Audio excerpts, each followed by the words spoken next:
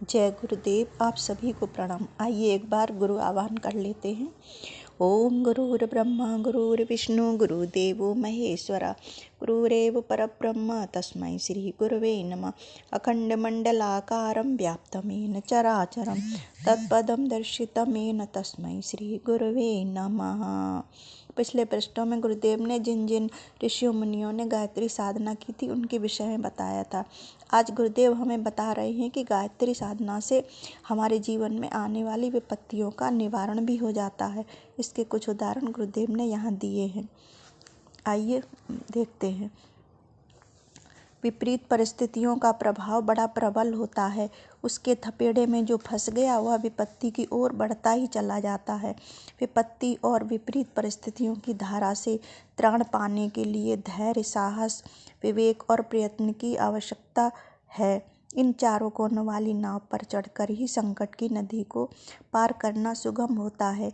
गायत्री की साधना आपत्ति के समय इन चार तत्वों को मनुष्य के अंतःकरण में विशेष रूप से प्रोत्साहित करती है, जिससे वह ऐसा मार्ग ढूंढने में सफल हो जाता है जो उसे विपत्ति में पार लगा दे। आपत्तियों में फंसे हुए अनेक व्यक्ति गायत्री की कृपा से किस प्रकार पार उतरे हैं, उनके कुछ उदाहरण यहाँ गुरुदेव हमें दे रहे हैं। कनकुब्जा जिला हमीरपुर के लक्ष्मी नारायण श्रीवास्तव BA LLB की धर्मपत्नी प्रसव काल में अत्यंत कष्ट पीड़ित हुआ करती थी। गायत्री उपासना से उनका कष्ट कम हो गया। एक बार उनका लड़का मोतीझल्ला से पीड़ित हुआ। बेहोशी और चीखने की दशा को देखकर सब लोग बड़े दुखी थे। वकील साहब की गायत्री प्रार्थना के द्वारा बालक को गहरी नींद आ गई और वह थोड़े ही दिनों में स्वस्थ हो गया। कसराबाद निमाड़ के श्री शंकर लाल व्यास का बालक इतना बीमार था कि डॉक्टर वैद्यों ने आशा छोड़ दी। 10,000 गायत्री जप के प्रभाव से वह अच्छा हुआ। एक बार व्यास जी रास्ता भूलकर रात में ऐसे समय पहाड़ी बीहड़ जंगल में फंस गए जहाँ हिंसक जानवर चारों ओर शोर करते घूम रहे थे। इस संकट के समय उन्होंने गायत्री का ध्यान किया और उनके प्राण बच गए। सनाढ़े जीवन इटावा के संपादक प्रभु दयाल शर्मा का कथन है कि उनकी पुत्रवधू तथा नातियों को कोई दुष्ट प्रेतात्मा लग गई थी। हाथ, पैर और मस्तक में भारी पीड़ा होती थी और बेहोशी आ जाती। रोग मुक्ति के जब सब प्रयत्न असफल हुए तो गायत्री का आश्रय लेने से वह बाधा दूर हो गई। काशी के पंडित धरणीदत्त शास्त्री का कहना है कि उनके दादा पंडित कन्हैयालाल गायत्री के उपासक थे। बचपन में शास्त्री जी अपने दादा के साथ रात के समय कुएं पर पानी लेने गए। उन्होंने देखा कि वहां पर एक भयंकर प्रेत आत्मा है जो कभी भैंसा बनकर कभी शूकर बनकर उन पर आक्रमण करना चाहती है। वह कभी मुख से कभी सिर से भयंकर अग्नि ज्वालाएं फेंकता रहा और कभी मनुष्य कभी हिंसक पशु बनकर 1-1.5 घंटे तक भय उत्पादन करता रहा। दादा ने मुझे डरा हुआ देखकर समझा दिया कि बेटा, हम गायत्री उपासक हैं, यह प्रेत आत्मा हमारा कुछ नहीं बिगाड़ सकता। अंत में वे दोनों सकुशल घर को गए और प्रेत का क्रोध शांत हो गया। बांसवाड़ा के श्री सीताराम मालवी जी को 6 रोग हो गया था। एक्सरा होने पर डॉक्टरों ने बताया कि फेफड़े खराब हो रहे हैं। दशा निराशाजनक थी। सैकड़ों रुपए की दवा खाने पर भी जब कुछ आराम न हुआ तो एक वयोवृद्ध विद्वान के आदेश अनुसार उन्होंने चारपाई पर पड़े पड़े गायत्री जप आरंभ कर दिया और मन ही मन प्रतिज्ञा की कि यदि मैं बच गया तो अपना जीवन देश हित में लगा दूंगा। प्रभु की कृपा से बच गए। धीरे धीरे स्वास्थ्य सुधरा और बिल्कुल चंगे हो गए। तब से अब तक वे आदिवासियों, भीलों तथा पिछड़ी जाति के लोगों की सेवा में लगे हुए हैं। थरपारकर के लाला करनदास का लड़का बहुत ही दुबला और कमजोर था। आए दिन बीमार पड़ा रहता था। उसकी आयु 19 वर्ष की हो चुकी थी पर देखने में 13 वर्ष से अधिक का न मालूम पड़ता था। लड़के को उनके कुल गुरु ने गायत्री की उपासना का आदेश दिया। उसका मन इस ओर लग गया। एक एक करके उसकी सब बीमारियां छूट गईं। कसरत करने लगा, खाना भी हजम होने लगा। 2-3 वर्ष में उसका शरीर ड्योढ़ा हो गया और घर के सब कामकाज संभालने लगा।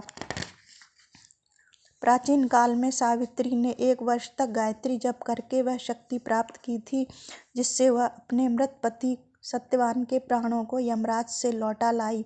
दमयंती का तप ही था कि जिसके प्रभाव से कुचेष्टा करने का प्रयत्न करने वाले व्याघ्र को भस्म कर दिया था।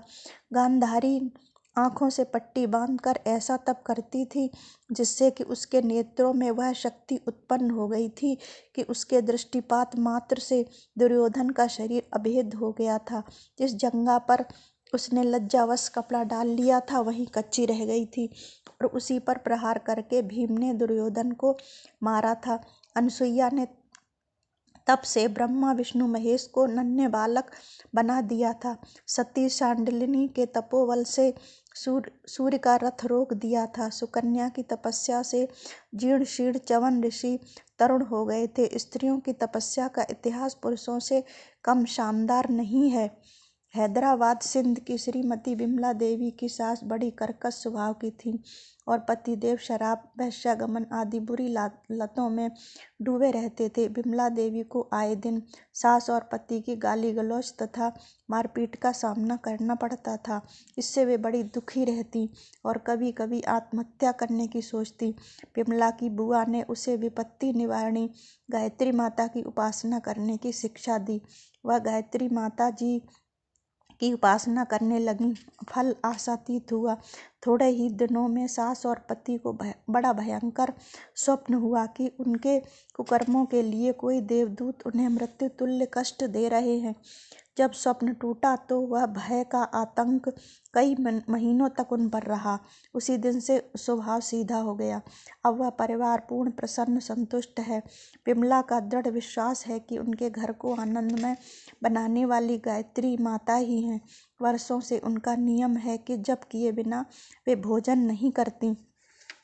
गुजरानवाला की सुंदरी बाई को पहले कंठमाला का रोग था। वह थोड़ा अच्छा हुआ तो प्रदर रोग भयंकर रूप से हो गया।